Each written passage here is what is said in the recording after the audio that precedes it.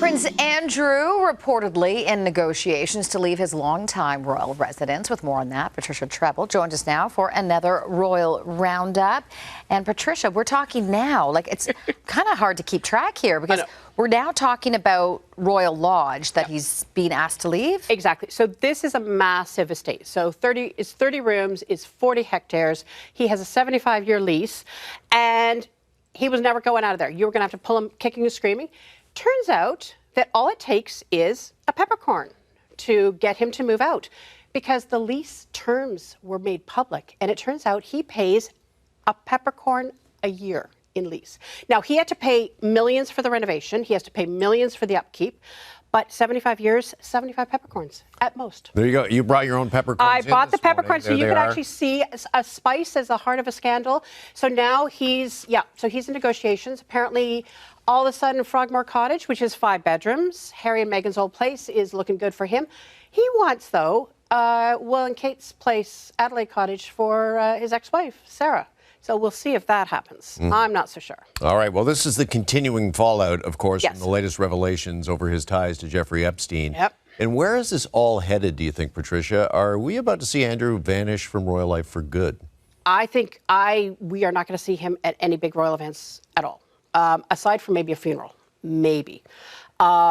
This is now moving into the political realm, and this is now dangerous because politicians don't get between politicians and the front pages, and they want an investigation into him. They want an investigation into the lease at Royal Lodge. They want an investigation into his relationship with Jeffrey Epstein and his finances. And they're talking about having him testify. Last time he did a one-on-one interview, it did not go well. It was all about Jeffrey Epstein, and it just completely trashed his life. So this is going to be a huge problem for the royals. And I think, to be honest, if they could parachute him into the Highlands of Scotland, they would. But I don't think he's going there. No. Okay. All right. Moving to Meghan Markle next, and her director of communications left just after a few months on the job. Yep. She is the 10th PR person to leave since they moved to California 5 years ago. And I'm sorry, if you lose one, that's a problem. If you lose 2, coincidence. 10, that is an issue. She was hired with big fanfare from Netflix in June, completely gone. And it really comes after, they are on a commercial basis, they are drifting right now. We haven't really had anything from them for a long time. They've been out and about doing some charity work, but that's not paying the bread and butter.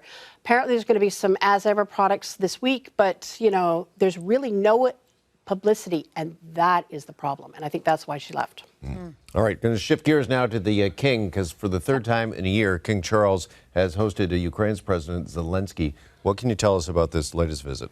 This is the odd couple. I'm fascinated by this relationship because you've got a 76-year-old monarch, you have a 47-year-old president of a country at war, and every time Zelensky is in Britain, he meets with the king. He has tea with him. He has lunch with him. This time was a huge ceremonial greeting.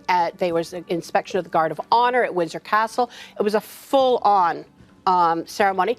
And this does not happen. Lots of world leaders come through Britain. You do not meet the king every time. And yet they do. And I think it just shows the king's strong support for Ukraine. But I think they actually really like each other. Okay.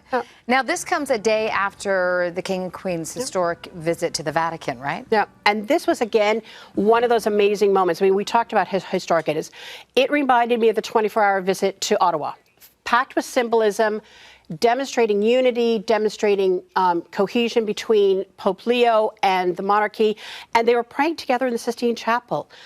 They think they've now taken it back. Experts think the last time this happened, a monarch and a pope praying together, 1273. Wow. Exactly. So it's been a while.